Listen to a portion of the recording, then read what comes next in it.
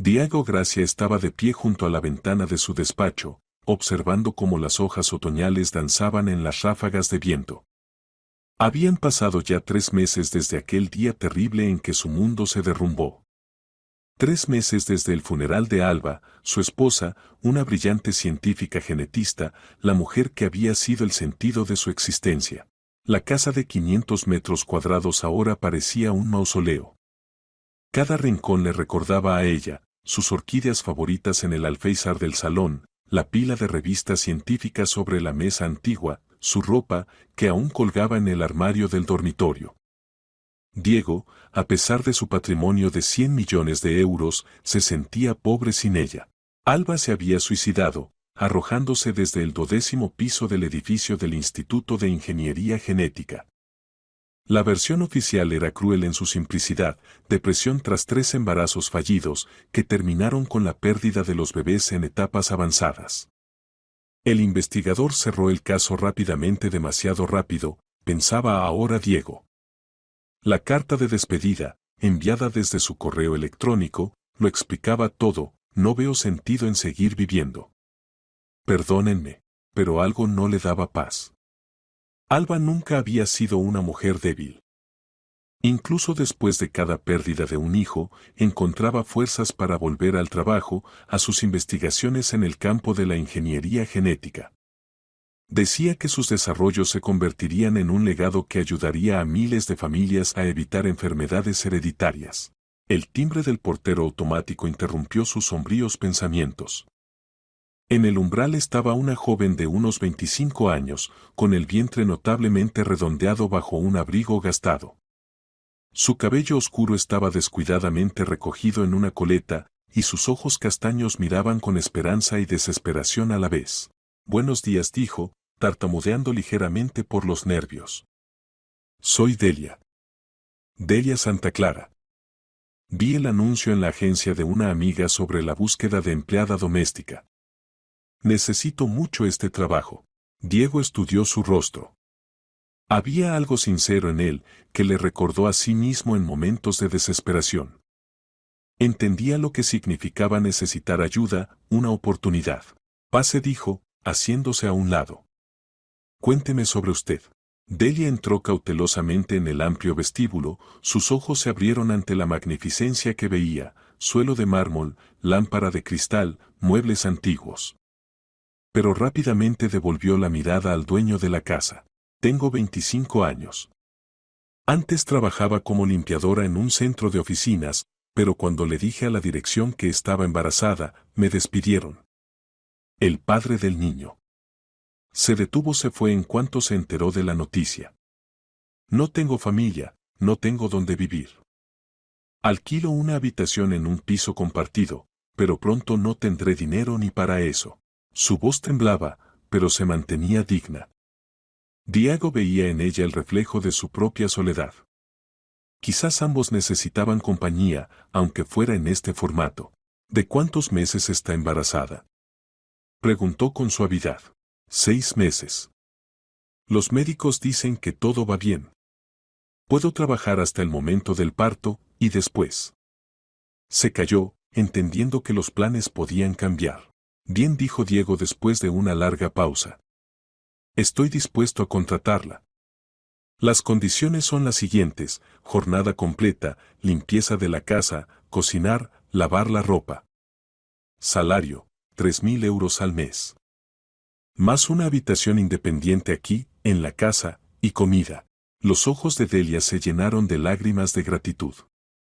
Era 3 veces más de lo que ganaba en su trabajo anterior. «Gracias», susurró. «No le fallaré». «¿Cuándo puedo empezar?» «Mañana por la mañana. Le enseñaré la casa, le explicaré todas las obligaciones». Se quedó callado, mirando su vientre.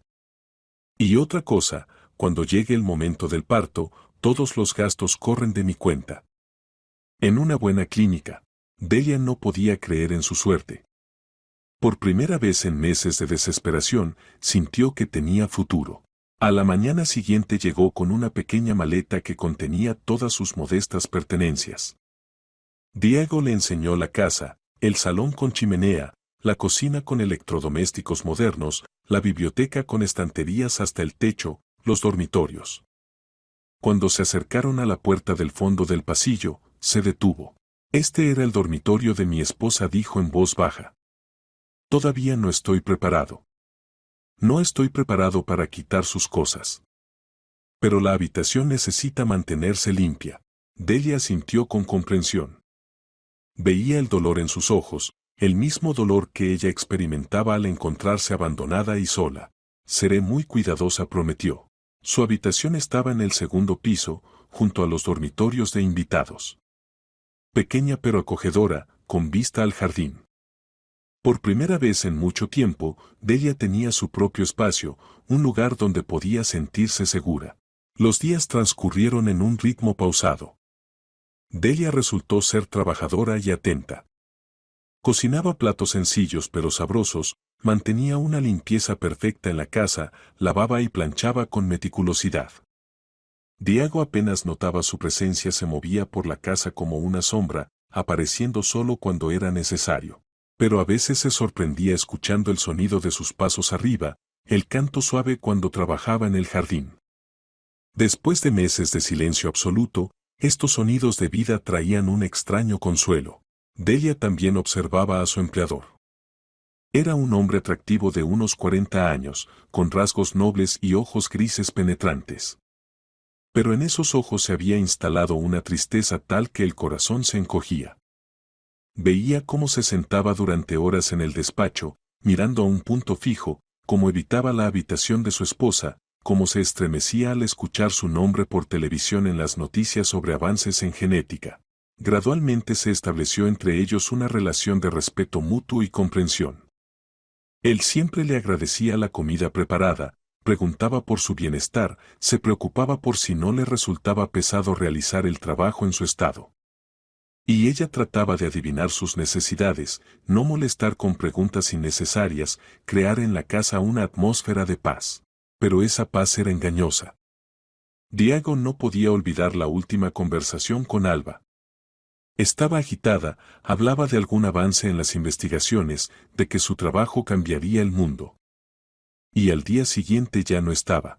Por las tardes, cuando Delia subía a su habitación, él se quedaba en el despacho, revisando documentos que la policía había devuelto después de terminar la investigación. Entre ellos estaban las anotaciones de Alba, sus notas científicas, borradores de artículos. Pero él sabía que esto era solo parte de su trabajo. Los desarrollos principales los guardaba en casa, en su despacho. Este es nuestro legado, decía ella. Algún día este trabajo salvará a miles de niños de enfermedades genéticas. Es lo que quedará después de nosotros. Ahora este legado era todo lo que le quedaba de ella. Y haría todo para que su trabajo no cayera en el olvido. Habían pasado 2 semanas desde que Delia se instaló en casa de Diego. Ya se había acostumbrado a la rutina y ya no se sentía extraña en esas paredes espaciosas.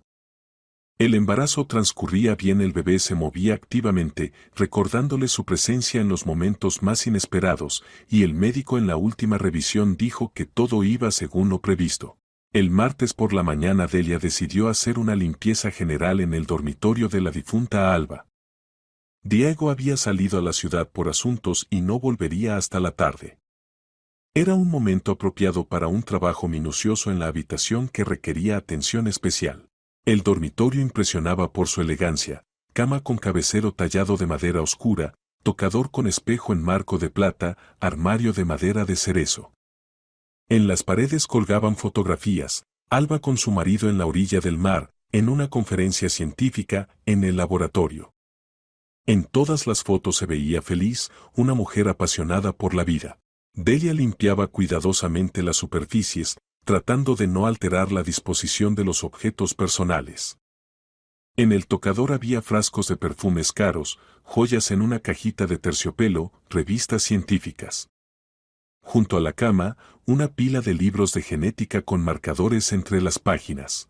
Cuando se acercó al escritorio junto a la ventana, notó que el cajón superior estaba entreabierto.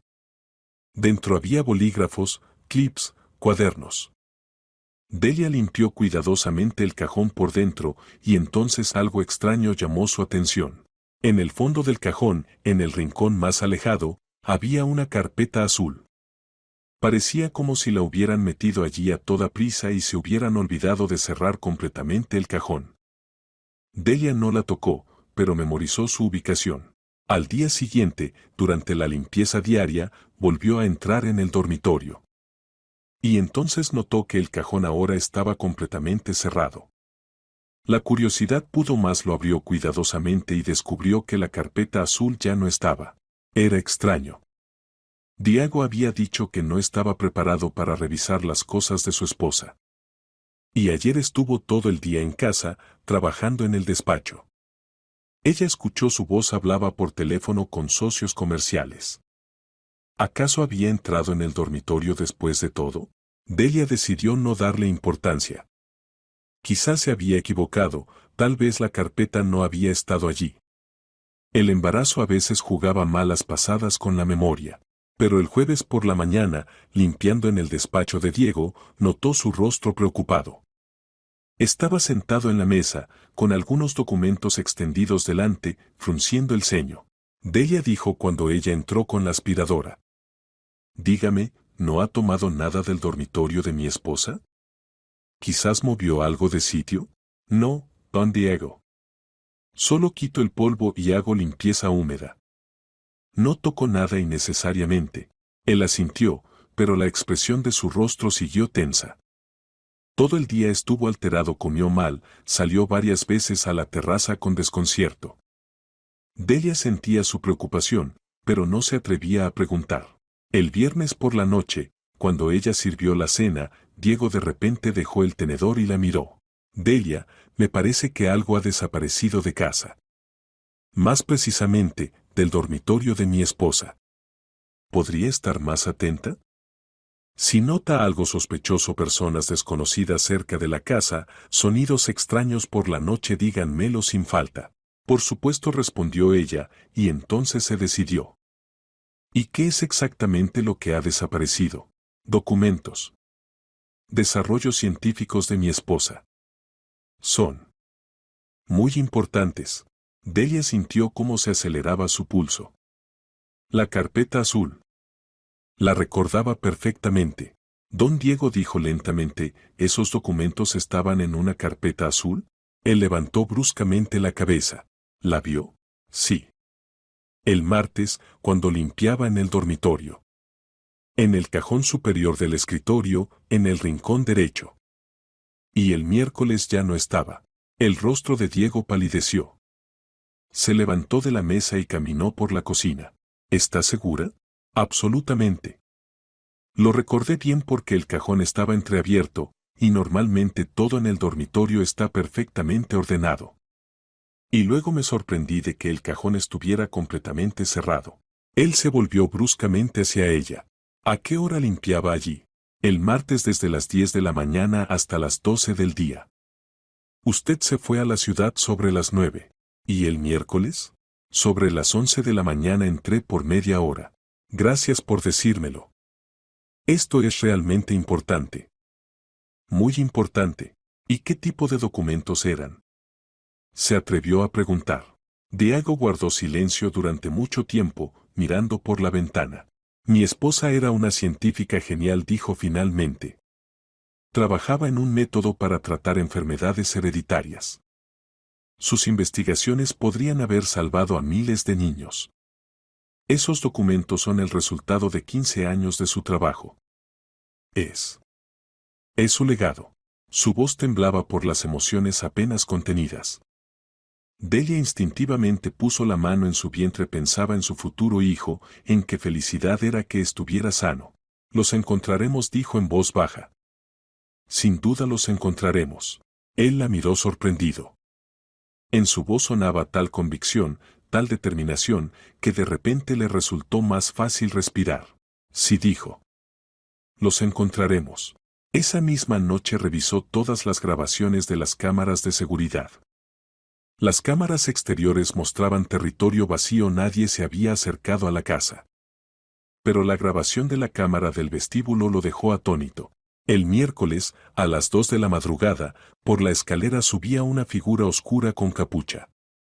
La persona se movía con confianza, como si conociera bien la casa. Fue directamente al dormitorio de Alba y salió de allí 10 minutos después. El rostro estaba oculto por una máscara negra. Diego revisó la grabación una y otra vez. ¿Cómo había entrado esta persona en la casa? Las cerraduras no habían sido forzadas. Significaba que tenía llaves. Y eso significaba solo una cosa: el criminal conocía a Alba personalmente. La conocía lo suficientemente bien como para hacer un duplicado de las llaves. Sabía de la existencia de los documentos y su ubicación.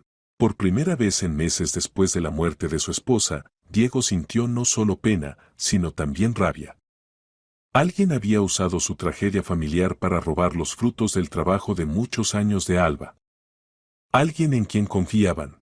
Por la mañana fue a la policía y presentó una denuncia por robo. Pero entendía, sin pruebas de la identidad del ladrón, el caso llegaría a un callejón sin salida. Necesitaba actuar por su cuenta. Delia dijo durante el desayuno: quiero agradecerle. Si no hubiera sido por su atención, no habría descubierto la desaparición tan pronto. Me alegra haber podido ayudar. ¿Y qué va a hacer ahora? Buscar. Esos documentos no son solo trabajo científico. Son el legado de mi esposa, su sueño de ayudar a la gente. No permitiré que alguien robe su trabajo y se aproveche de él. En los ojos de Delia brillaron las lágrimas. Veía cómo este robo lo había herido, qué dolor había traído. Y en su corazón nació la determinación de ayudarlo a cualquier precio. El lunes comenzó para Diego con una llamada telefónica del agente de policía del barrio. El policía fue lacónico y no muy alentador. Las grabaciones de las cámaras de videovigilancia habían sido estudiadas, pero era imposible identificar a la persona enmascarada. Había demasiadas huellas dactilares en la casa y no se sabía cuáles pertenecían al criminal. El caso fue derivado al Departamento de Investigación de Robos, pero no daban muchas esperanzas de una resolución rápida.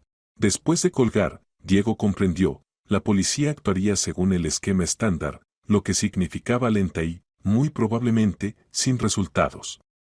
No tenía tiempo para esperar. Alguien ya se había apoderado de parte de los desarrollos de Alba y podía intentar hacerlos pasar por suyos o venderlos. Sacó la guía telefónica y encontró el número de una agencia de detectives que su abogado le había recomendado. La agencia Solís y Asociados se especializaba en investigaciones privadas y tenía buena reputación. Buenos días, dijo una voz masculina agradable. Agencia de detectives Solís y Asociados. Alejandro Solís al habla. Buenos días. Diego Gracia. Necesito su ayuda en la investigación de un robo. El caso es bastante específico. Entiendo. ¿Puede venir hoy? Digamos, a las 3 de la tarde. Allí estaré. La oficina de la agencia estaba ubicada en el centro de la ciudad, en un moderno centro de negocios. Alejandro Solís resultó ser un hombre de unos 50 años. Estrechó firmemente la mano de Diego y escuchó atentamente el relato sobre el robo de documentos. Vio la grabación de la cámara de seguridad. Caso interesante, dijo el detective, reclinándose en su sillón. El criminal actuó profesionalmente. Sabía dónde estaban los documentos, cómo entrar en la casa sin ser visto. Tenía llaves y se orientaba perfectamente en la distribución de la casa. Precisamente eso me preocupa. Es alguien del entorno cercano de mi esposa. Cuénteme sobre ella con más detalle. ¿Dónde trabajaba? ¿Con quién se relacionaba? ¿Quién conocía sus investigaciones? Diego reflexionó. Alba trabajaba en el Instituto de Ingeniería Genética, en el Departamento de Enfermedades Hereditarias. Dirigía su propio laboratorio, tenía un equipo de 5 personas. A casa venían varios colegas, principalmente para cumpleaños o fiestas. Dígame los nombres. Sebastián Sotillo, su adjunto, trabajaron juntos más de 10 años. Elena Campos, investigadora junior. Miguel Rodrigo, técnico de laboratorio. También estaba el doctor Antonio Viñas, jefe del departamento, pero venía rara vez. El detective anotaba los nombres. ¿Y quién de ellos podía saber sobre los documentos domésticos de su esposa? Sebastián seguramente lo sabía. Alba mencionaba a menudo que trabajaba en algo importante en casa, que tenía allí la parte principal de las investigaciones. Él preguntaba varias veces si necesitaba ayuda. ¿Desde cuándo se conocen? Se conocieron en el doctorado, hace unos 15 años. Sebastián era considerado el mejor amigo de Alba. Después de cada uno de nuestros. Diego se interrumpió, después de cada pérdida de un hijo venía, la apoyaba. Ella confiaba mucho en él. Alejandro Solís asintió. Entiendo. ¿Y los otros colegas? Elena y Miguel trabajan en el laboratorio desde hace poco, unos 2 años. Viñas conoce el trabajo en términos generales. Bien. Ahora necesitamos averiguar quién de ellos tuvo acceso a su casa, quién pudo hacer un duplicado de las llaves. Esta es una investigación seria. Mis servicios cuestan 150 € al día más gastos. Ya que los métodos de búsqueda de pruebas pueden ser diversos, desde legales hasta no muy legales. El dinero no es problema. Lo principal es encontrar los documentos y a quién los robó. Entonces comenzamos. Primero necesitamos estudiar a todos los sospechosos potenciales, su situación financiera, conexiones, coartadas en el momento del robo. Al día siguiente el detective se puso manos a la obra. Comenzó por el Instituto de Ingeniería Genética, presentándose como periodista que escribía un artículo sobre el trabajo de Alba Gracia. Los colegas de la difunta compartían gustosamente sus recuerdos. Elena Campos, una mujer joven de cabello rubio corto, hablaba de los logros científicos de Alba con admiración genuina. Era un genio. Su método de determinación de mutaciones genéticas podría haber producido una revolución en la medicina. Todos sabíamos que trabajaba en algo especial en casa. Sebastián decía que Alba estaba cerca del gran avance. ¿Y cómo reaccionaba el propio Sotillo ante su trabajo? La apoyaba mucho. Es su mejor amigo, se conocen desde el instituto. Siempre ayudaba, consultaba con ella sobre sus proyectos. Miguel Rodrigo, técnico de laboratorio de mediana edad, fue más reservado. Alba era una buena jefa. Estricta, pero justa. En cuanto a sus investigaciones domésticas, nosotros, los empleados ordinarios, no sabíamos casi nada de eso. Sebastián estaba al tanto, los demás no. Se empezaba a formar un cuadro interesante. El detective decidió hablar con el propio Sotillo, pero no estaba en su lugar, había viajado en comisión de servicio a Alemania para una conferencia científica. Mientras tanto, Diego en casa trataba de reconstruir el cuadro de los últimos meses de vida de Alba. Revisaba sus anotaciones, diarios, trataba de entender qué exactamente había en los documentos robados. Delia dijo durante la cena, ¿mi esposa no dejó algunas notas en el dormitorio? ¿Tal vez marcadores con anotaciones en los libros? Vi varios cuadernos con fórmulas, respondió ella. Están en la mesita junto a la cama. ¿Quiere que se los traiga? Sí, por favor. Delia trajo 3 pequeños cuadernos. Diego abrió el primero y vio la letra familiar de su esposa, pequeña, cuidadosa. Las páginas estaban llenas de fórmulas, esquemas, tablas. La mayoría de las anotaciones le resultaban incomprensibles, pero una frase llamó su atención, S. Sospecha. Hay que ser más cuidadosa. Trasladar los datos principales a casa. S. Sebastián, susurró Diego. ¿Qué? Delia levantó la cabeza de su plato. Mi esposa escribía sobre alguien llamado S. Decía que sospechaba algo. Pasó varias páginas más y encontró otra anotación, S. Se interesa demasiado por mis investigaciones domésticas. Ayer preguntó si podía ver los borradores. Le dije que no estaban listos. Presiento algo malo. El corazón de Diego comenzó a latir más rápido. Alba sospechaba de Sebastián en algo malo ya en vida. Significaba que su amistad no era tan idílica como parecía. Delia, llame al detective Solís. Dígale que tengo información importante. En una hora Alejandro Solís estaba sentado en el despacho de Diego, estudiando los cuadernos de Alba. Esto cambia el caso, dijo. Su esposa no confiaba en Sotillo en los últimos tiempos. Y ahora él es el único que sabía sobre los documentos domésticos. Demasiadas coincidencias. ¿Qué propone hacer? Necesitamos verificar su coartada para el día del robo. Afirma que se fue en comisión de servicio a Alemania el lunes por la mañana. Pero el robo ocurrió el miércoles por la noche. Técnicamente pudo haber regresado. ¿Y cómo verificarlo? Tengo contactos en el aeropuerto. Averiguaremos cuándo exactamente voló y si hubo vuelos de regreso. El detective se fue, y Diego se quedó a solas con pensamientos inquietantes. Sebastián. La persona que Alba consideraba su mejor amigo y colega. Que los apoyó durante las pérdidas de los hijos. Que conocía todos sus secretos familiares. Don Diego dijo cuidadosamente Delia, entrando con té, ¿y si este Sebastián no solo robó los documentos? ¿Qué quiere decir? Bueno. ¿Y si de alguna manera está relacionado con la muerte de su esposa? Diego levantó bruscamente la cabeza. Este pensamiento ya había pasado por su conciencia, pero lo rechazaba como demasiado terrible. La policía dijo que fue suicidio. Está su carta de despedida. ¿Y usted la vio? La carta, quiero decir. Sí, el investigador me la mostró. Fue enviada desde su computadora de trabajo en el instituto. Pero alguien más pudo enviarla, insistió Delia. El mismo Sebastián. Trabajaba con ella, seguramente conocía sus contraseñas. Diego se levantó y se acercó a la ventana.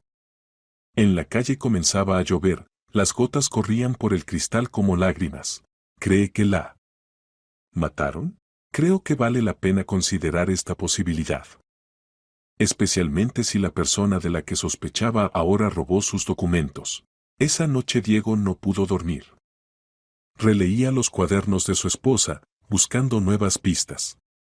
Y en el tercer cuaderno encontró una anotación que lo hizo palidecer. Oyese. Propuso encontrarnos mañana, en mi despacho. Dijo que quería discutir nuestro proyecto conjunto. Pero no tenemos ningún proyecto conjunto. Temo que esté tramando algo. Esta era la última anotación. Fechada el día antes de la muerte de Alba. Por la mañana llamó al detective y le leyó la anotación encontrada. Vaya. Exclamó Solís. Creo que es hora de acudir a la policía. Ya no es solo un robo, es un posible asesinato. ¿Y tenemos pruebas? Por ahora solo circunstanciales.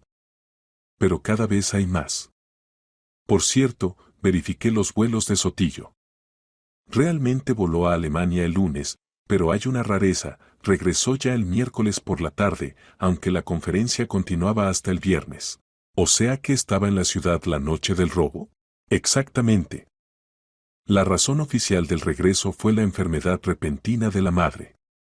Pero verifiqué, su madre murió hace 5 años. Diego sintió como todo se helaba por dentro. Sebastián había mentido sobre la razón del regreso. Significaba que tenía otros planes para esa noche. ¿Qué sigue? Vamos a la policía. Con estos datos están obligados a reabrir la investigación de la muerte de su esposa. El investigador Andrés Coloma, que había investigado el caso del suicidio de Alba Gracia, era un funcionario experimentado. En 20 años de trabajo en las fuerzas del orden había visto de todo, y el caso de Alba no le había parecido algo inusual. Depresión, embarazos fallidos, presión del trabajo, cuadro típico para suicidio. Pero cuando a su despacho entraron el viudo con un detective privado y pusieron sobre la mesa nuevas pruebas, Coloma comprendió, el caso tendría que ser reconsiderado. ¿Así que afirman que Sotillo pudo matar a su esposa? Aclaró, estudiando los cuadernos de Alba. Sí, respondió Diego. Y robar sus desarrollos científicos. Tenía motivo, oportunidad y una coartada que no resiste verificación. Bien. Estoy dispuesto a reabrir la investigación. Pero necesitamos pruebas más sólidas. Por ahora solo tenemos sospechas. El detective Solís se inclinó hacia adelante.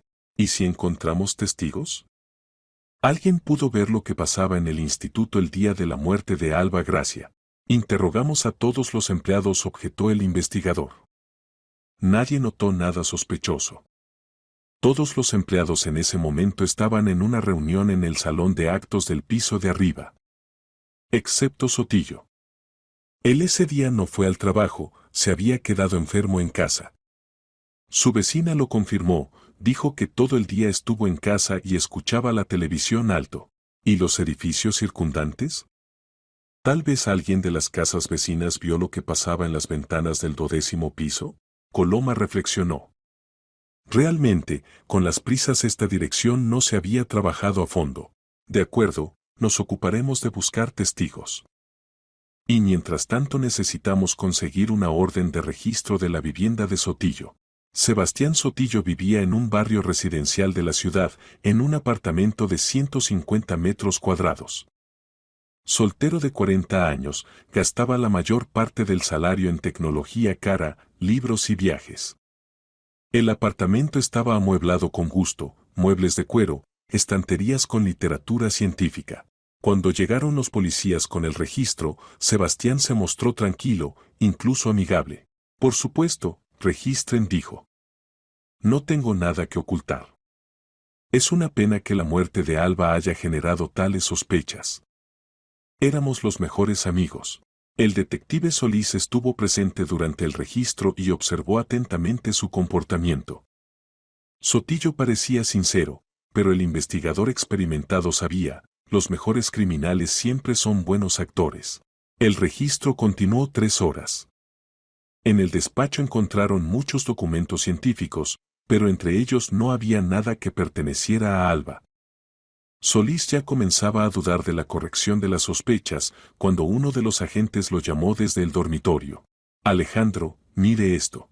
En el armario, bajo una pila de ropa de cama, yacía una carpeta azul. Exactamente igual que la que había descrito Delia. ¿Qué es esto? Preguntó el investigador Coloma a Sotillo. El rostro del científico palideció de repente. Documentos. Soy científico. Pero su voz temblaba.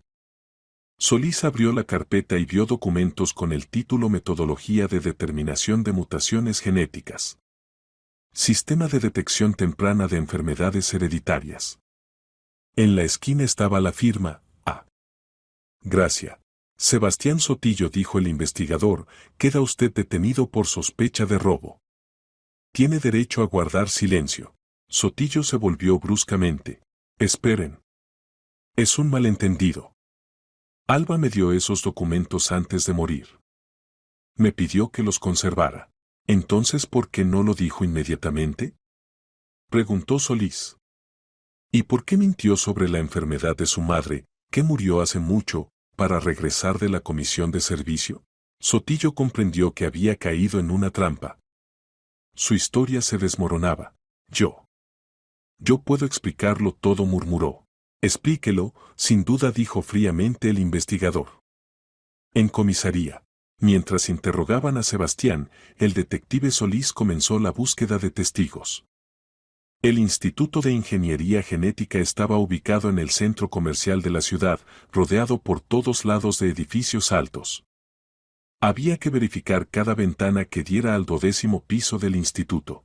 Era un trabajo meticuloso.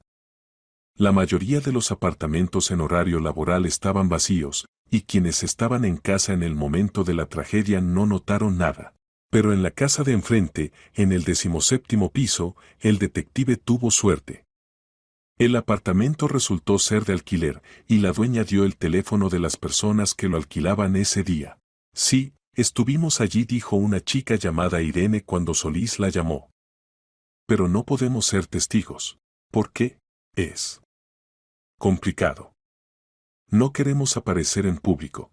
Solís comprendió, la chica tenía una aventura con un hombre casado, y se encontraban en el apartamento alquilado. Historia usual, pero en este caso podía convertirse en la clave para resolver el crimen. Irene dijo suavemente, entiendo su situación. Pero se trata de un asesinato. Una mujer murió, y el asesino puede quedar en libertad.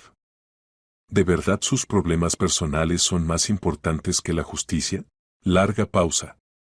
Luego la chica preguntó en voz baja, ¿nuestros nombres necesariamente se harán públicos? Trataremos de reducir la publicidad al mínimo. Pero si el caso llega a juicio, pueden llamarlos como testigos. Otra pausa. De acuerdo, dijo Irene finalmente. Nos encontraremos mañana. Pero primero debo hablar con mi hombre. Al día siguiente Solís se encontró con la pareja en un café del centro de la ciudad. Irene resultó ser una mujer de unos 30 años, hermosa y elegante. Su acompañante, Valerio, era mayor, de unos 45 años, con anillo de casado en el dedo. Estuvimos en el apartamento desde las 2 hasta las 5 de la tarde, comenzó a relatar Irene, evidentemente nerviosa. Desde la ventana se ve bien el edificio del instituto. Valerio fumaba en el balcón, y yo decidí grabarlo en video con el teléfono. Así, como recuerdo. ¿Y qué vieron? En un momento dirigí la cámara hacia las ventanas del instituto. Y entonces. Se interrumpió. Entonces vi que en el 12º piso en una de las ventanas pasaba algo extraño. ¿Qué exactamente? Había 2 personas. Un hombre y una mujer. Hablaban de algo, luego el hombre agarró a la mujer por las manos. Y después. La voz de la chica temblaba, después la empujó hacia la ventana. Solís sintió cómo se aceleraba el pulso. ¿Vieron el rostro del hombre? No muy bien, la distancia es grande. Pero era alto, de traje oscuro. ¿Y la mujer? Cabello largo oscuro, blusa clara. Resistía, trataba de soltarse. ¿Conservaron esta grabación de video? Irene sacó el teléfono. Sí. Quería borrarla, pero no pude. Todo el tiempo pensaba en esa mujer. El video era borroso por la gran distancia, pero realmente se podían distinguir 2 figuras en la ventana. El hombre agarra a la mujer, ocurre una lucha, y luego se abre la ventana y la mujer cae de ella. Es un asesinato, susurró Valerio. Vimos un asesinato. ¿Por qué no acudieron inmediatamente a la policía? Preguntó el detective. Nos asustamos, confesó Irene. Comprendimos que habíamos sido testigos de un crimen, pero temíamos que nuestra aventura se hiciera pública. Valerio tiene esposa, hijos. ¿Y ahora están dispuestos a dar testimonio? Se miraron. Sí, dijo Irene firmemente. Esa mujer merece justicia. Con esta grabación de video Solís inmediatamente se dirigió a comisaría. El investigador Coloma estudió el video con un experto criminalista. La calidad no es la mejor, dijo el experto, pero algo se puede distinguir. Altura aproximada del hombre, complexión. Y lo principal, se ve que realmente empujaron a la mujer. ¿Es suficiente para acusar a Sotillo? En conjunto con otras pruebas, sí. Mientras tanto, Sebastián Sotillo había pasado en la celda de detención preventiva ya un día.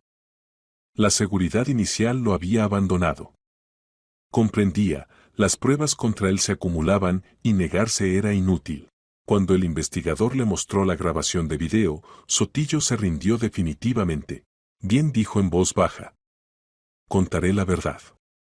Pero no fue un asesinato premeditado. Todo ocurrió espontáneamente. Cuente. Conocía las investigaciones domésticas de Alba desde hacía tiempo. Trabajaba en un método revolucionario de tratamiento de enfermedades genéticas. Era un trabajo para el premio Nobel, ¿entienden? Y yo. Yo toda la vida había estado en su sombra. Ella era un genio, y yo solo un buen ejecutor.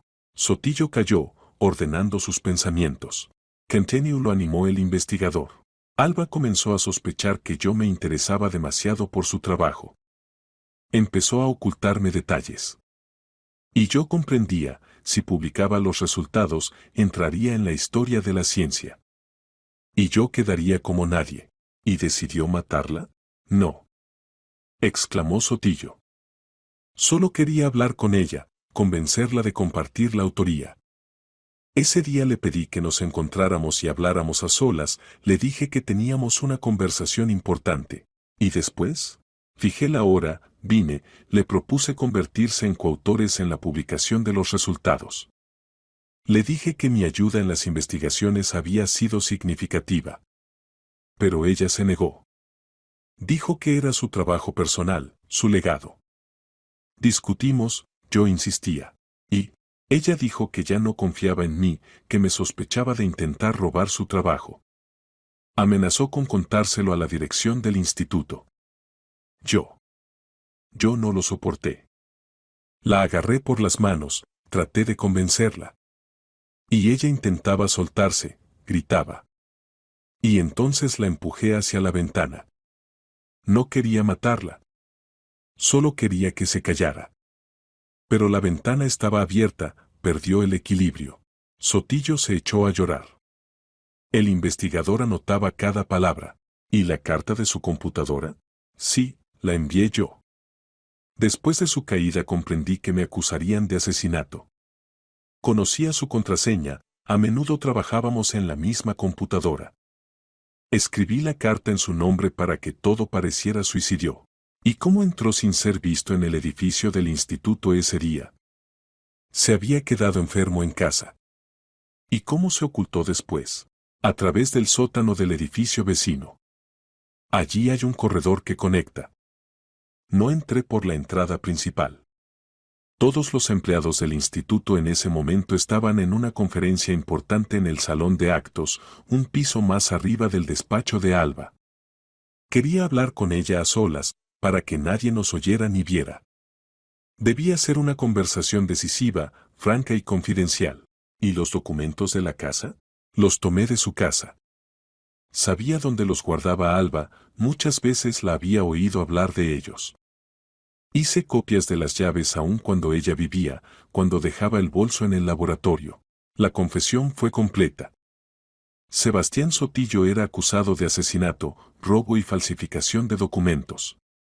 Trataba de presentar todo como un accidente desafortunado, pero los hechos de preparación minuciosa para el crimen estaban a la vista. La noticia del arresto de Sebastián Sotillo por acusación de asesinato de Alba Gracia se extendió por la comunidad científica como fuego forestal. En el Instituto de Ingeniería Genética reinaba el shock. Los colegas no podían creer que la persona que conocían desde hacía 15 años resultara ser un asesino. Diego recibió una llamada del investigador Coloma temprano por la mañana del jueves. Sotillo ha dado testimonio completo. Confesó el asesinato de su esposa y el robo de documentos. El caso será enviado a juicio en un mes. Después de colgar, Diego sintió un extraño vacío. Había buscado tanto tiempo la verdad, había querido tanto la justicia, y ahora que se había hecho, solo sentía cansancio. Alba no volvería. Su asesino fue encontrado, pero el dolor de la pérdida no desaparecía a ninguna parte. Delia la llamó, oyendo sus pasos en la escalera. Ella bajaba lentamente, con cuidado, el vientre interfería notablemente con los movimientos. Sí, don Diego. Arrestaron a Sebastián. Confesó. Mi esposa. Realmente la mató él. Delia se detuvo, presionando la mano contra el pecho. Dios mío. ¿Significa que teníamos razón? Desafortunadamente, sí. Sebastián Sotillo mató a Alba por envidia y motivos mercenarios. Quería apropiarse de sus desarrollos científicos. ¿Y qué pasará ahora con los documentos? Me los devolverán. Delia se acercó e inesperadamente puso la mano en su hombro. Don Diego, lo siento mucho. Entiendo lo doloroso que es saber que a una persona querida la traicionó a alguien en quien confiaba. Él la miró sorprendido. En los meses de vida en común, Delia nunca se había permitido tal cercanía. Siempre mantenía la distancia, recordando su posición de empleada doméstica. Pero ahora en sus ojos veía compasión sincera, comprensión. Gracias, dijo en voz baja. Si no hubiera sido por usted, si no hubiera sido por su atención, la verdad habría permanecido oculta. Solo hacía mi trabajo. No, fue más que trabajo. Me ayudó a encontrar justicia para mi esposa. En ese momento pasó entre ellos algún hilo especial de comprensión. Dos personas solas, que la vida unió en un momento difícil, y que se ayudaron mutuamente a resistir. Delia, dijo Diego después de una pausa, quiero que sepa, pase lo que pase después, usted siempre tendrá aquí un hogar. Y trabajo. Y apoyo. Sus ojos se llenaron de lágrimas. Usted es una persona muy buena. Su esposa probablemente fue feliz con usted. Espero que sí. Y ahora quiero hacer que su trabajo no se pierda. Sus investigaciones deben ayudar a la gente, precisamente eso quería ella. Al día siguiente Diego se reunió con el abogado para discutir el futuro destino del legado científico de Alba. Los documentos robados por Sotillo constituían solo parte de su trabajo, los demás materiales se guardaban en la caja fuerte doméstica. ¿Qué planea hacer con ellos?, preguntó el abogado. Venderlos a alguna compañía médica grande que pueda llevar las investigaciones hasta el final e implementar la metodología de tratamiento. Alba soñaba con ayudar a niños con enfermedades hereditarias. Esta oportunidad no se puede perder. Tengo contactos en la compañía Genogen. Se especializan precisamente en terapia génica y están dispuestos a pagar buen dinero por desarrollos prometedores. Las negociaciones con Genogen comenzaron una semana después. Los representantes de la compañía, después de estudiar los documentos de Alba, quedaron impresionados por la escala y el significado de su trabajo. Su esposa estaba al borde de un descubrimiento revolucionario, dijo el doctor Pablo Crisanto, científico principal de la compañía. Su metodología podría haber salvado a miles de niños de enfermedades hereditarias graves. ¿Cuánto están dispuestos a pagar?, preguntó el abogado de Diego. 300.000 euros. Más un porcentaje de las futuras ventas de medicamentos creados basándose en sus investigaciones. Era mucho dinero. Pero para Diego lo principal no era la riqueza, sino la posibilidad de hacer realidad el sueño de su esposa. Con los fondos obtenidos pensaba crear en su honor una fundación científica de apoyo a jóvenes científicos que trabajaran en el campo de la genética. Mientras tanto, el proceso contra Sebastián Sotillo ganaba impulso. El abogado del acusado trataba de lograr la recalificación del asesinato de intencional a imprudente, afirmando que la muerte de Alba fue resultado de un accidente durante la pelea. Pero la grabación de video de Irene y los testimonios detallados de los testigos no dejaban dudas. Sotillo empujó intencionalmente a la colega hacia la ventana. El acusado actuó por motivos mercenarios, declaró el fiscal en su discurso. Envidiaba el talento de la víctima, quería apropiarse de los frutos de su trabajo de muchos años. Cuando Alba Gracia se negó a compartir con él la autoría, la mató, y luego escenificó un suicidio escribiendo una carta. Sebastián Sotillo se sentaba en el banquillo de los acusados con la cabeza baja. 15 años de amistad con Alba, años de trabajo conjunto, todo se había convertido en cenizas por su envidia y codicia. El acusado tiene la última palabra, dijo el juez. Sotillo se levantó lentamente. Quiero pedir perdón al marido de Alba, a sus familiares, a los colegas. Cometí algo imperdonable.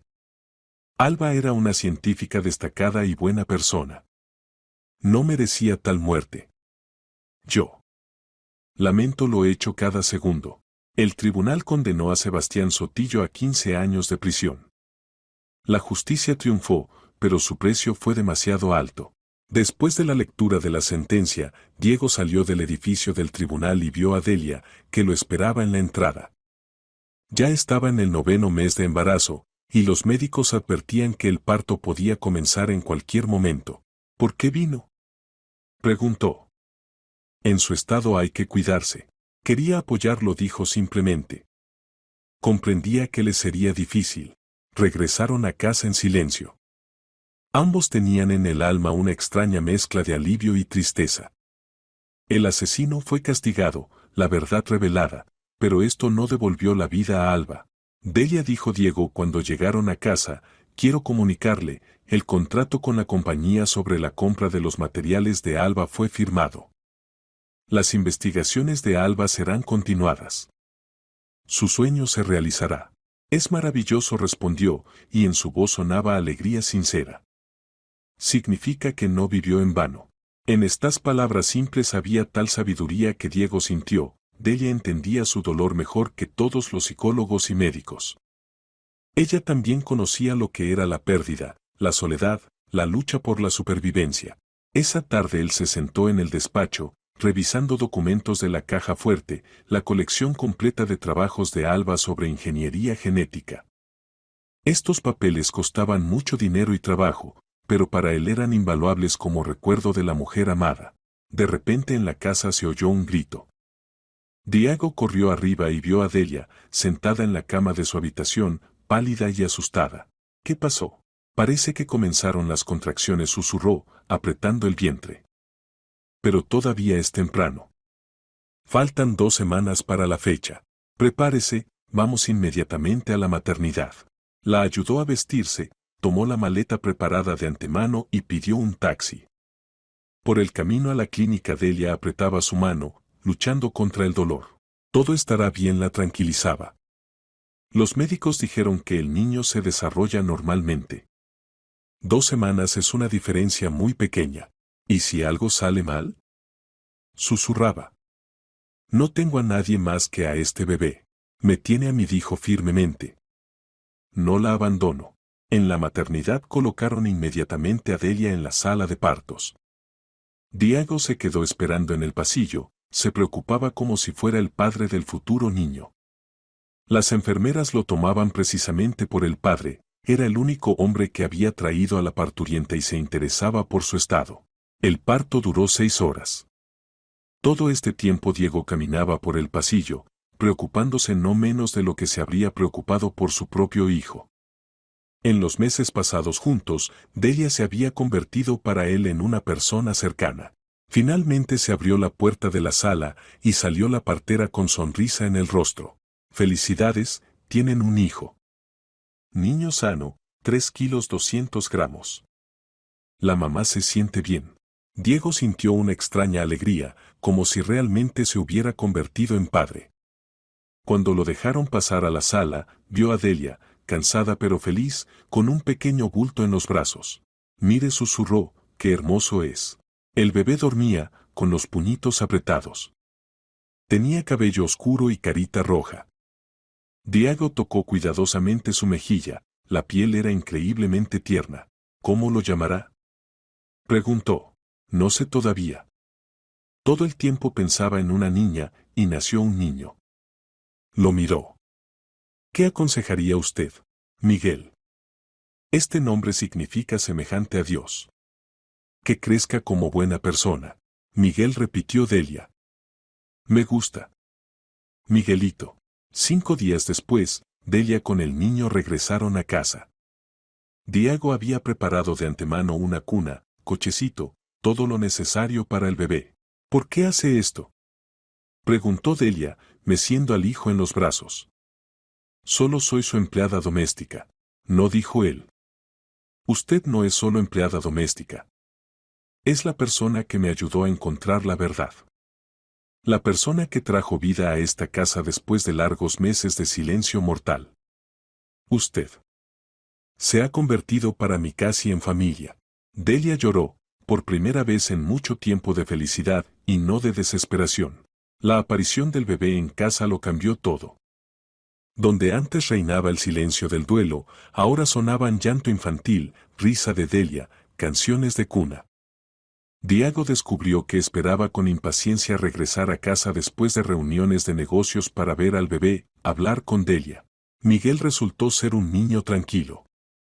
Dormía bien por las noches, estudiaba el mundo con curiosidad con sus grandes ojos oscuros, sonreía a menudo.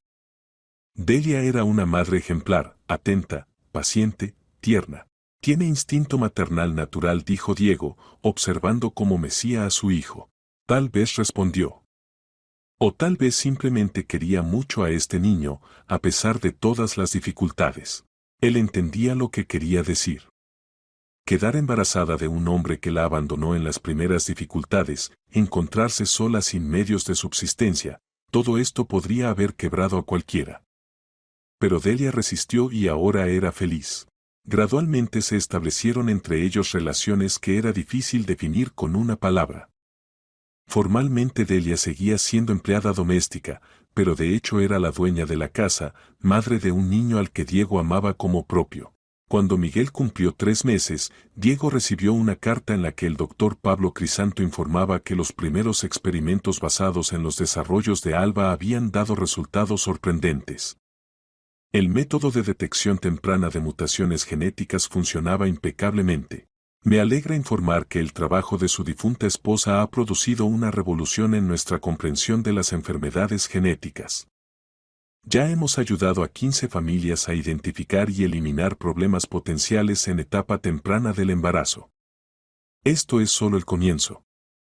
El nombre de Alba Gracia entrará en la historia de la medicina. Leyendo la carta, Diego sintió orgullo por su esposa y al mismo tiempo dolor agudo. Alba soñaba precisamente con esto, ayudar a familias, salvar niños. Su sueño se hacía realidad, pero ella no estaba cerca para ver el triunfo. ¿Buenas noticias?, preguntó Delia, notando su rostro emocionado. Las mejores que pueden ser. El trabajo de Alba está salvando vidas de niños. Lo que soñó toda su vida se está haciendo realidad. Ella habría sido feliz, dijo en voz baja Delia. Sí. ¿Y sabe qué, Delia? Creo que habría sido feliz de que nosotros, de que tuviéramos tales relaciones. No le gustaba la soledad, siempre decía que la casa debe estar llena de vida y risa. Delia se ruborizó. En estos meses había crecido entre ellos un profundo entendimiento mutuo, pero ninguno se decidía a llamar este sentimiento por su nombre. Don Diego dijo cuidadosamente, ¿y qué pasará cuando Miguel crezca? Él la miró largo tiempo, ordenando sus pensamientos. Luego dijo, ¿y si su situación cambiara? ¿Cómo? Delia se levantó y se acercó a ella. En estos meses usted se ha convertido para mí en una persona muy querida. Ha traído a mi casa luz, calor, esperanza. Miguel. Lo amo como a hijo propio. ¿Y a usted yo? Se interrumpió, también la amo. Ella bajó los ojos. Pero soy una chica simple de familia desfavorecida. No tengo educación, dinero, posición en la sociedad. En cambio tiene buen corazón, alma clara, sabiduría que no enseñan en ninguna universidad. Me ayudó a encontrar la verdad sobre la muerte de mi esposa, me apoyó en los días más difíciles, dio a esta casa nueva vida. Pero la gente hablará. Que hablen. He vivido lo suficiente para entender, la opinión de la gente no vale la felicidad personal. Delia, le propongo que se case conmigo. Convertirse en mi esposa y darle a Miguel mi nombre y patronímico. Ella lloró, de alegría, de lo inesperado, de los sentimientos que la llenaban. Yo también lo amo, confesó a través de las lágrimas. Mucho. Pero tenía miedo confesármelo a mí misma. Parecía incorrecto enamorarse de un hombre que había perdido a su esposa solo hace medio año. Alba habría entendido, dijo con seguridad. No habría querido que me quedara solo. ¿Y usted? Usted no la reemplaza en mi corazón. Tiene allí su lugar especial. Un mes después se casaron. Ceremonia modesta en el registro civil.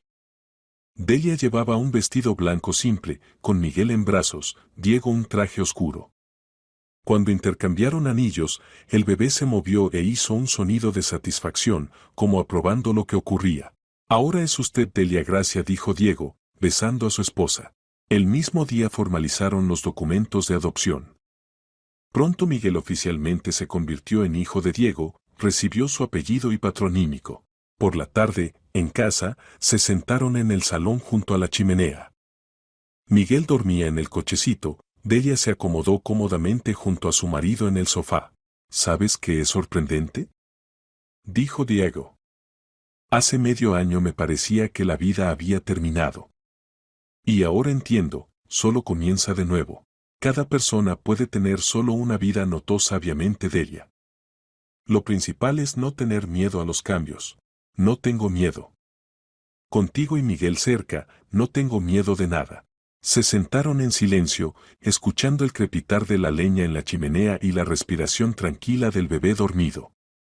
En la casa que tanto tiempo había estado llena de pena, ahora reinaban de nuevo paz y amor. El primer año de vida en común pasó como un día feliz. Delia floreció en el papel de esposa y madre, era cariñosa, tierna, sabia. Diego descubrió en sí sentimientos paternos que nunca antes había experimentado. Miguel crecía como niño fuerte e inteligente, que traía alegría a la casa cada día. Papá. Balbuceaba Miguel, extendiendo las manos hacia Diego.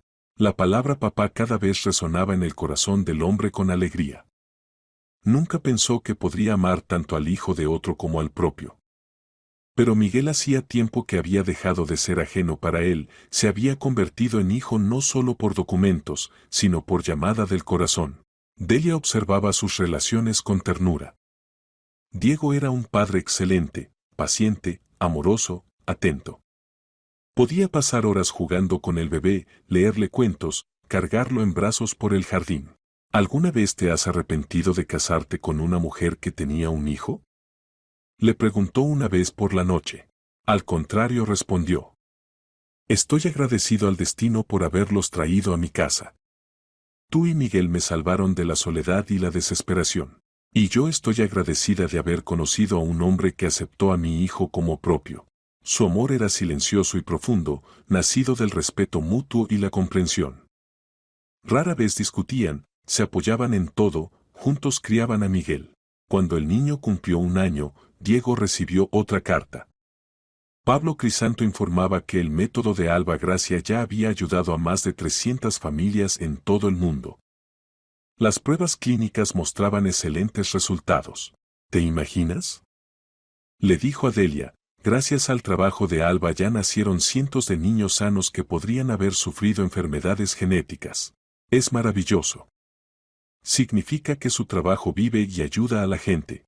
En la casa aparecieron nuevas tradiciones. Cada primer domingo del mes iban toda la familia al cementerio, a la tumba de Alba. Diego le contaba a Alba cómo iban los asuntos con su legado científico, Delia traía flores, y Miguel, sin entender aún lo que pasaba, se quedaba quieto en brazos de su madre. Alba decía a Delia, dirigiéndose a la lápida, le prometo que cuidaré de su marido y haré todo para que sea feliz. Gracias por permitir que su trabajo siga salvando niños. Diego escuchaba estas palabras con un nudo en la garganta. Delia se relacionaba con la memoria de la primera esposa no como rival, sino como continuadora de sus objetivos, hacer el mundo mejor. Cuando Miguel cumplió 1 año y medio, Delia le comunicó a su marido una noticia alegre. Diego, estoy embarazada otra vez. Él la abrazó, la hizo girar por el salón. Es maravilloso. Miguel no será hijo único en la familia. ¿De verdad te alegras? Preguntó. ¿Estás preparado para tener otro hijo a tu edad? Delia, tengo 42 años, estoy lleno de fuerzas y energía. Y lo más importante, tengo una esposa amada que me dará otro hijo. Por supuesto que estoy preparado. El embarazo transcurrió fácilmente. Delia florecía, se volvía aún más hermosa. Miguel, aunque no entendía completamente lo que pasaba, sentía la atmósfera especial en la casa y también se alegraba. Pronto tendrás un hermanito o hermanita, le explicaba Diego. Vive en la barriguita de mamá. El niño asentía y se acercaba al vientre de Delia, como tratando de hablar con el bebé aún no nacido. El parto fue fácil. Nació una niña, diminuta, con cabello oscuro y esponjoso y ojos grises parecidos a los del padre. ¿Cómo la llamaremos? Preguntó Diego, sosteniendo a su hija en brazos. Alba, dijo Delia. Que su nombre siga viviendo en nuestra familia. Él se emocionó hasta lo más profundo.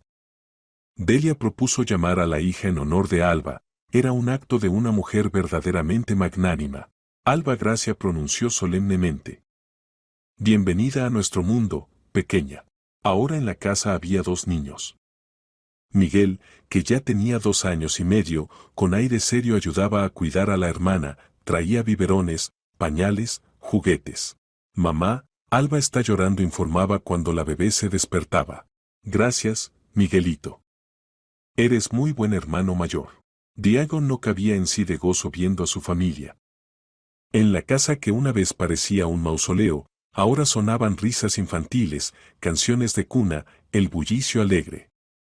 Era exactamente lo que soñaba Alba, una casa llena de vida, amor y alegría. Por las noches, cuando los niños se dormían, los esposos se sentaban en el salón y planeaban el futuro. Quiero que Miguel y Alba reciban buena educación, decía Diego. Tal vez ellos también se conviertan en científicos, como Alba. O tal vez elijan un camino completamente diferente, respondía Delia.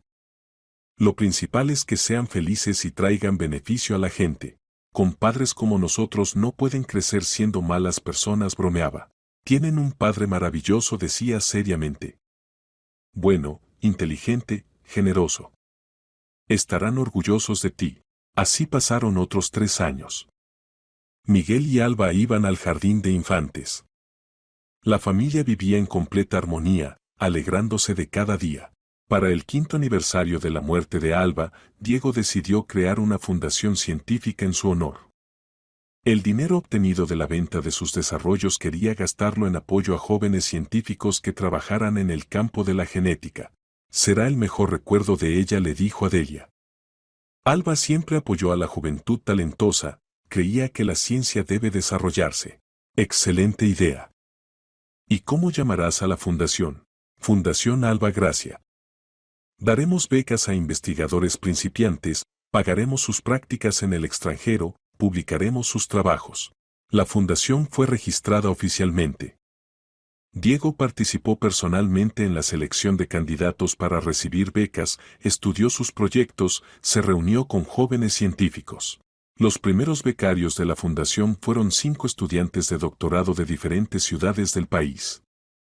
Sus investigaciones se relacionaban con enfermedades genéticas, métodos de tratamiento y prevención. Era una continuación directa del trabajo comenzado por Alba. Delia apoyaba a su marido en todas sus iniciativas. Entendía que el trabajo de la fundación era una forma de conservar la memoria de la primera esposa y no sentía ningún celo. Al contrario, se enorgullecía de que su marido fuera tan noble. Pasaron otros 2 años.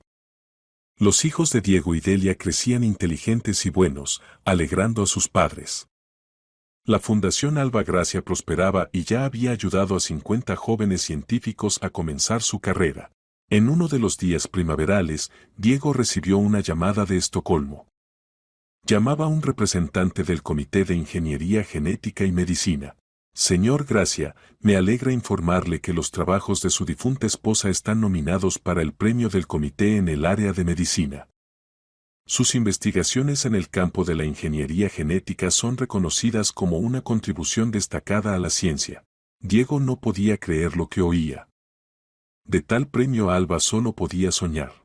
Pero ella murió hace 7 años. En casos excepcionales tal premio puede otorgarse póstumamente. Los trabajos de la señora Gracia han salvado ya más de 10.000 vidas infantiles en todo el mundo. Es un resultado sobresaliente. La ceremonia de premiación se celebró en diciembre. Diego voló a Estocolmo junto con Delia y los niños para participar en la sesión del comité. Alba Gracia dedicó su vida a la búsqueda de formas de proteger a los niños de enfermedades genéticas, dijo en su discurso ante representantes de la comunidad científica mundial. Sus investigaciones salvaron miles de vidas y siguen salvándolas cada día. Este premio le pertenece no solo a ella, sino a todos los científicos que continúan su causa. El salón aplaudió de pie. Delia se sentaba en primera fila con los niños, llorando de orgullo por su marido y la difunta Alba. Miguel miraba seriamente al escenario, mientras que la pequeña Alba dormía, sin entender nada de lo que pasaba. Después de la ceremonia se les acercaron muchos científicos de todo el mundo. Agradecían a Diego por no haber ocultado las investigaciones de su esposa, sino haberlas transmitido a manos de quienes pudieron llevar el asunto hasta el final. Su esposa era un genio, dijo un profesor de Japón. Gracias a su método en Tokio ya salvamos más de 1.000 niños. Y en la India abrieron todo un centro de diagnóstico genético basado en sus desarrollos, añadió una científica de Delhi. Diego escuchaba estos relatos con el corazón rebosante de alegría. Alba soñaba con ayudar a la gente, y su sueño se realizó en escalas que ella misma no podría haber imaginado. Al regresar a casa, la familia organizó una pequeña celebración. En la mesa estaba la estatuilla del premio, y junto a ella las fotografías de la ceremonia de premiación. «Mamá, ¿y la tía Alba ahora es la más famosa?», preguntó Miguel. «Sí, hijo. Se hizo muy famosa porque ayudó a muchos niños a estar sanos. ¿Y cuando crezca, también ayudaré a los niños?». «Por supuesto, si quieres», respondió Diego. «Puedes convertirte en médico, científico o simplemente en buena persona que ayuda a otros». Alba, sin entender aún el significado de lo que pasaba, se estiraba hacia la estatuilla brillante del premio. «Miguel será médico», anunció con su voz infantil. «Y yo seré. Seré. Mamá». Todos se rieron. En la lógica infantil de Alba, ser mamá era la profesión más importante del mundo. Por la tarde, cuando los niños se durmieron, Delia y Diego se sentaron en la terraza, disfrutando de la cálida noche de verano. ¿Eres feliz?, le preguntó. Mucho. ¿Y tú? Más feliz de lo que podría soñar. A veces me parece que todo esto es un sueño. No hace mucho era nadie, una chica embarazada sin medios de subsistencia. ¿Y ahora? Y ahora eres esposa, madre de 2 hijos maravillosos y la mujer más querida para mí en el mundo. Tú cambiaste mi vida, Diego. Me diste casa, familia, amor. Y tú me diste una nueva vida a cambio de la destruida. Me enseñaste a alegrarme de nuevo, a amar, a soñar con el futuro. Se sentaron en silencio, escuchando los sonidos nocturnos del jardín. En algún lugar de la casa respiraban tranquilamente sus hijos y las estrellas brillaban desde el cielo de verano.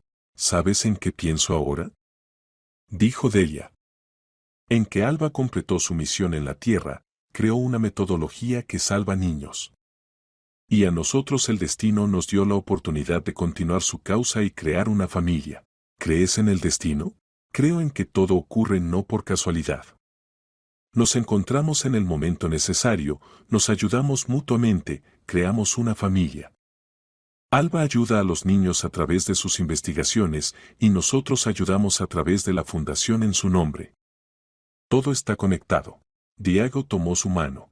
Palabras sabias. Tal vez tengas razón.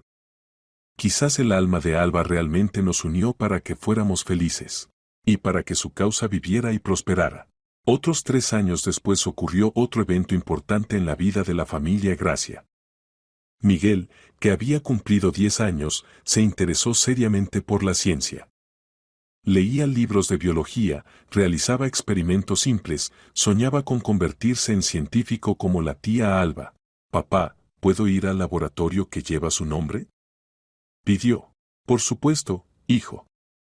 Me pondré de acuerdo con la dirección.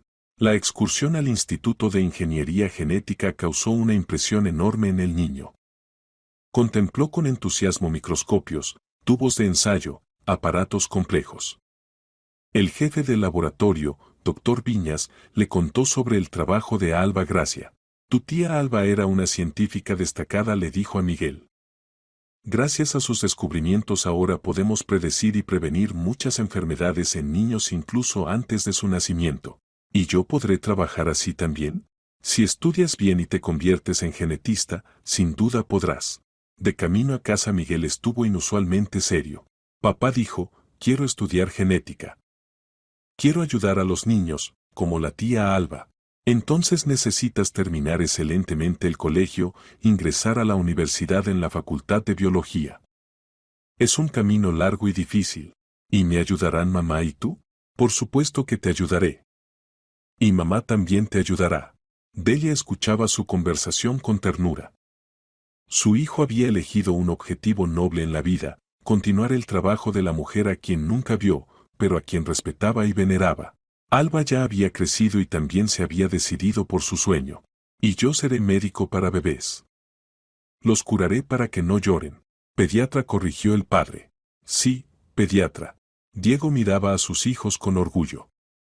Habían crecido como personas buenas, inteligentes, sensibles. Era el mejor legado que podían recibir. Esa noche, cuando los niños se acostaron, Delia y Diego se sentaron en el despacho. Diego, dijo Delia, quiero decirte algo importante. Estos años contigo han sido los más felices de mi vida. Me diste todo, amor, familia, hogar, confianza en el mañana. Y tú me diste una nueva vida cuando parecía que había terminado. ¿Recuerdas aquel día cuando te dije sobre los documentos desaparecidos? Por supuesto que lo recuerdo. Fue el momento decisivo. Entonces no podría ni pensar que nos convertiríamos en familia. Pero ahora entiendo, todo estaba predeterminado. Debía venir a esta casa, notar la desaparición, ayudar a encontrar al asesino. Y debíamos enamorarnos. ¿Sabes qué es sorprendente?, dijo Diego. Con Alba tuve felicidad, pero diferente. Y contigo tengo felicidad madura, tranquila, basada en profunda comprensión y respeto. Y esto no es peor. Es simplemente diferente. Y estoy agradecido al destino por ambas felicidades. En el rincón del despacho hacían tic-tac silenciosamente un reloj antiguo, regalo de Alba para su 10º aniversario de boda. El tiempo pasaba, la vida cambiaba, pero el amor permanecía eterno, simplemente tomaba formas diferentes. Esa noche Diego no pudo dormir durante mucho tiempo. Pensaba en los extraños giros del destino, en cómo la tragedia se convirtió en felicidad, cómo la muerte dio origen a nueva vida. Una vez había perdido a su esposa amada, pero encontró nuevo amor. Alba no pudo convertirse en madre de sus hijos, pero su legado científico salvó a miles de otros niños. La vida escribía un argumento complejo, lleno de dramas y giros inesperados. Pero al final todo llegaba al equilibrio, a la justicia, al amor. Por la mañana Diego despertó por la risa infantil. Miguel y Alba jugaban en el jardín bajo la ventana y Delia preparaba el desayuno en la cocina. El sol brillaba en las ventanas, los pájaros cantaban en los manzanos florecidos. Se levantó, se vistió y bajó con su familia. Abrazó a su esposa, besó a los niños, se sentó a la mesa. ¿Qué planes para hoy?, preguntó Delia. Primero iremos al instituto, allí inauguran un nuevo laboratorio. ¿Y después? Y después regresaremos a casa y seguiremos viviendo. Amarnos, criar a los hijos, ayudar a la gente. Vivir una vida plena, rica, útil. Delia sonrió. Suena como un plan para toda la vida. Exactamente así. Un plan para toda la vida. Fuera de la ventana cantaban los pájaros, en el jardín florecían las rosas plantadas una vez por Alba. Los niños reían construyendo un castillo de arena. Y en la casa que una vez pareció un mausoleo reinaban el amor, la comprensión y la esperanza en un futuro hermoso. La historia que comenzó con tragedia y crimen terminó con el triunfo de la justicia y la bondad humana. El legado genético de Alba Gracia siguió salvando vidas infantiles en todo el mundo, y su legado espiritual el amor a las personas, el deseo de ayudar, la fe en la ciencia se transmitía a la nueva generación a través de su marido y su nueva familia. Y muchos años después de la muerte de Alba Gracia, en centros médicos de todo el mundo se utilizaban metodologías creadas basándose en sus investigaciones. Millones de niños nacieron sanos gracias al diagnóstico genético temprano desarrollado por la mujer genial. En su tumba siempre había flores frescas.